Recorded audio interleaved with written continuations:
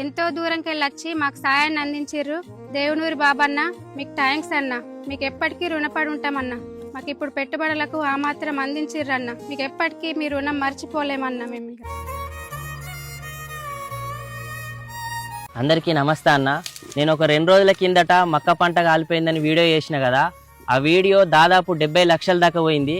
ఆ వీడియో చూసి మనందరికి తెలిసిన దేవునూరి బాబన్న అసలు ఆ వీడియో చూసి చాలా బాధపడి, అరే ఒక రైతు కష్టం రైతుకే తెలుస్తుంది, నేను కూడా వాళ్ళ పొలానికి వెళ్ళి నా వంతు ఏదైనా సాయం చేద్దామని దాదాపు ఒక 200 నుంచి 250 కిలోమీటర్ల దూరం నుంచి మెదక్ జిల్లా కొప్పులపల్లి నుంచి మన దేవునూరి బాబన్న వచ్చిండు. ఒక రైతు బాధ ప్రతి ఒక్క మిడిల్ క్లాస్ అయినా తెలుస్తుంది అన్న. దాదాపు 10 ఎకరాల్లో మొక్కజొన్న మొత్తం కాలి బూడిదైపోయింది. ఈ వీడియో చూడంగానే సోషల్ మీడియాలో నా కళ్ళలో నీళ్ళు తిరినాయి అన్న.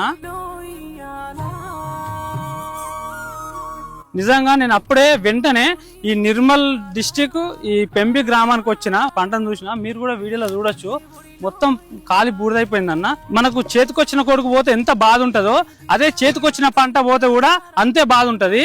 నా వంతు సహాయంగా ఒక 50,000 రూపాయలు సహాయం చేస్తున్నా. అమ్మా అమౌంట్, ఈ పైసలు తీసుకున్నాం. ఈ పైసలు కనీసం వీళ్ళ పెట్టుబడికి ఎంతో కొంత ఆసరైతుందని నేను అనుకుంటున్నానా. అమ్మ మీరు మాత్రం ఎట్లాంటి బాధ కూడా పడొద్దమ్మా. ఎందుకంటే మనకు భూమి ఉన్నది, ఈ పంట పోతే ఇంకో పంట వేసుకోవచ్చు. మనం రైతులం, దేశానికి అన్నం పెట్టేవాళ్ళం, మనం ఎప్పుడు బాధపడొద్దు. దేవునూరి బాబన్న మీకు ఎప్పటికీ మీ రుణం మర్చిపోలేమన్నా. మేము